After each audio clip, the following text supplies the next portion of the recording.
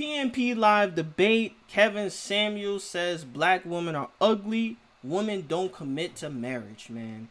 We got another debate, man. Y'all know me. I love watching debates, especially when it comes to topics like this. We got my boy, the Poor Man's Podcast again. And we got this girl right here named Fiery M. I don't know if I'm saying her name right. It's a very confusing name. But I ain't gonna waste your time. We gonna get straight into the video, man. First, let's see what the ladies talking about. I can. Farrah, you live? Hey, how's it going? Yeah, I can hear you. I'm doing well. How about you? Good. So yeah, I think originally I guess we were kind of speaking to some like my issues with Kevin Samuels, like talking points. I mean, I'm like familiar with some of his content. I think some of my biggest issues kind of stem from like the numerical rating, like to try to create a scale to create a numerical ranking to quantify beauty. I think that's like one of my biggest issues that he has. I think some of his talking points are well. I think like we need to question some of people's preferences, like I said, equates to not wanting a blue collar man or someone who makes $50,000. Do I pronounce your name Fairy or Far? How do I pronounce your name? No, it's Fairy. You got it correct. Fairy. Fairy. Okay. Do you think that men don't judge women based on their looks? Do you think that like if we were allowed to have a conversation and there was another man on here, or if I'm having a conversation with another dude anywhere, do you think that men talk about looks and where a woman lies on the scale, quote unquote, of looks? Yeah, no, I definitely think that's a great point, and I do think, of course, men value looks. I have issue with his personal rating. I mean, his personal ranking scale that he set. And like, the thing is, that's his personal scale, all right? And that doesn't mean that's everybody's, and that's why you got to understand that Kevin Samuels has an entertainment aspect to his show. I don't really watch all of his show, but he does have an entertainment aspect to his show. Do you feel like women judge men based on how much money they make or how tall they are? Yeah, of course. Mm-hmm. I mean, you get where I'm going with this? So it's basically the same thing.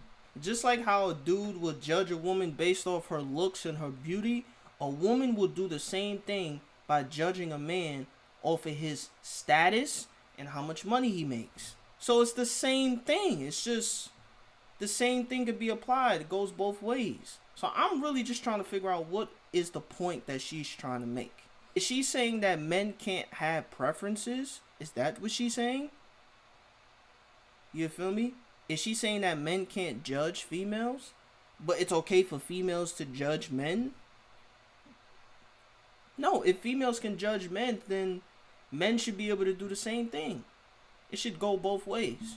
You see the disconnect? No, I think there's actually a video, I think I'm going to link it in the chat, where Kevin Samuels stated in 2018 in an interview that black women are on the opposite spectrum of everything that quantifies beauty. I'm actually going to link it in the chat. So I know what you're talking about. I kind of went in on this a little bit on my Facebook. Someone sent it to me on Facebook and expected me to answer it, which I don't know why, because I only listen to his talk. The reason why I use him in the video title is because anytime you use his name in the video title, the video is going to do astronomically better. Let's just be completely honest. But what I'm really here is to defend the black manosphere points. But I did debunk this. He was saying, and for the people that are coming in, Kevin Samuels basically said that according to the scientific symmetry of faces, black people, and he said black women, but I think he should have specified. I don't know if he was in a conversation with a black woman or speaking about black women at the time. He did say that black women are on the opposite side of that spectrum in terms of beauty, and that's by a scientific a ratio that determines symmetry of your face. But black men also lie on the opposite side of that spectrum. Now, how accurate that spectrum is, how Eurocentric those values are, probably very Eurocentric, probably created by some guy, some scientist somewhere in Europe. So I wouldn't die on it. I'm sure he wouldn't die on that hill anyway. But it was something interesting to bring up, because the reason why you may do your hair a certain way and feel like it doesn't look as good as another haircut is because you understand that face symmetry matters. Regardless of if you openly know it or not, you can look at yourself and say, this doesn't look good for some reason. I don't know why, but I feel like my hair should be this way. And it's usually because of how it aligns with the symmetry of your face. That's why different hairstyles look better on different women. So I do understand your concern about that. I would definitely, that's something that I had to look into too. But I had already, looked at a few documentaries and whatnot about the about the symmetry of faces and Yeah, the golden fire ratio that was created by Grecians, not Egyptians or Nubians, not black people. This was created a ratio that was created specifically by white people. yeah, I'm sure it's Eurocentric. If I'm gonna say the most beautiful people on the planet, I'm sure I'm gonna put my own people at the top. Yeah, I mean, that's just how it works. so like for him, It is what it is. when people say he has issue with black women, I think he kind of stands for certain comments like that he kind of never really addressed. And I think that's why when black women have issue with him quantifying beauty, I think him saying things like that was like it needs to be addressed because he never really explained like why would you use a ratio that was created by Grecians to quantify black beauty. I think when he said that statement, it was like kind of alarming. Yeah, I get it. It was in a. You have to understand he's doing 4-hour lives. Yeah. So, and he's talking about a lot of theories. A lot of these things are theories, but there is such thing as universal beauty. There's somebody when they walk into the room, whether it's a tall, attractive man or, a beautiful woman, where 9 out of the 10 people will say that's an attractive person. That's what I consider universal beauty. I mean, and I was on a panel just a little bit ago, and they were arguing that there is no such thing as being beautiful or being attractive, and I'm like, okay, yeah, I'm not doing that conversation. That's bullshit. I don't want to hear that. That's y'all know y'all choosing people based on looks and how much they can provide for you. That's just that's what I'll be saying. They say that looks don't matter. They do matter. You feel me? I don't care what nobody says. I don't care as a guy. I don't care if you have game and you have charisma and you know how to talk to a girl and make her laugh. You can have all of that, bro.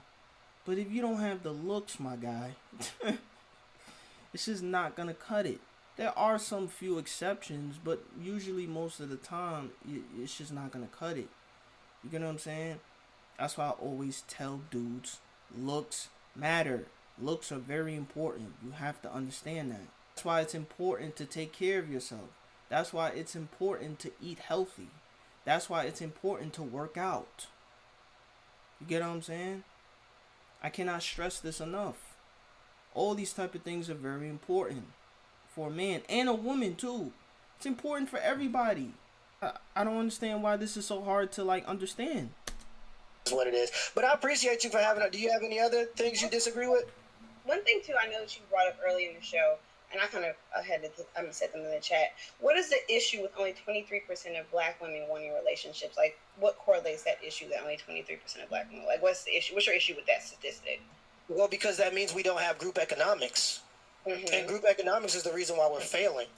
If the average black man's salary here, I have the statistic here, the average salary of a black man is $42K and the average salary of a black woman is $36K, the only way to go further is through unionship. Because then that equals, about $80K. And if you're living in an area that isn't crazy expensive, that means you have extra income to invest in certain stocks or cryptocurrencies or whatever is coming up, and you have a safety net.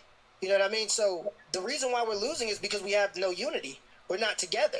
Other communities are together at way higher rates than us. I think the next in terms of not being together is like half of what we are. So, and I don't want to spew out bullshit stats, but I know it's around half of where we are. And that's the reason why a lot of other communities are beating us is because they're together. So regardless of, you know what I mean? So at the end of the day, and if you don't want a relationship, but more than 23% of women are having children, you know what I mean? So you don't want a relationship, but you're having children by men. And it shows that the men are wanting the relationships for the most part, but the women aren't. You get where I'm going with this. So it seems as though this is the acceptance of single motherhood in our community, which in other communities they shun. And you see where acceptance has gotten us. You see where fat acceptance gets you. It gets you to 80% obesity rate, and acceptance of single mothers gets you from 23% in 1970s to 78% today, which is insane. The fact that I walk down the street. I was trying to see where you were trying to what was the issue with that statistic? Because I don't think women not wanting. I don't think it's a bad thing necessarily. But if you don't want a relationship, you shouldn't be having children. You shouldn't from that point. Okay, I understand it. But outside of that, I don't think women not wanting a relationship. No, that plus group economics. That plus the fact that we have 2 incomes is better than 1 income. But I think sometimes even with Kevin Samuels, or even sometimes even when you're trying, I think sometimes the use of statistics are very misleading. A lot of times people reference the fact that maybe 70 to 80% of women file for divorce, but you don't actually add contextual evidence to that. What are the reasons that women are filing for divorce? One of the main reasons is infidelity. I think sometimes, infidelity. I got you, but here's the thing. a lot of people can say that the women are unhappy, but the women have incentive to also leave those marriages. That's a huge component. You are incentivized. You benefit as a woman from being divorced. Exactly. You know, So like alimony or like child yeah, support. yeah. So Exactly. if we're on a ship and you get, or we're doing a challenge, and which is, marriage is hard as hell. Like, it's a hard thing to do, especially long term. So if we're doing that, and when it gets hard, you get money for quitting. I mean, what do you have to stick into it? Like, what gives you incentive to stick into it? That, plus, when we talk about who is actually sad in the marriages, well, married men are 3 times more likely to commit suicide than married women. So I guess that kind of Yeah, but also talks about who has the most pressure in those relationships. statistics, because it also says that women are very more aware. There's statistics that say that women are way more aware of the emotional health of their relationships compared to men. I think so. It all depends how you want to use it. There's statistics that can justify everything, but sometimes I feel like in the manosphere, like there's statistics that are like people look at the fact that 80% of women are filing for divorce, but they don't add context. Also, one thing that women also want women.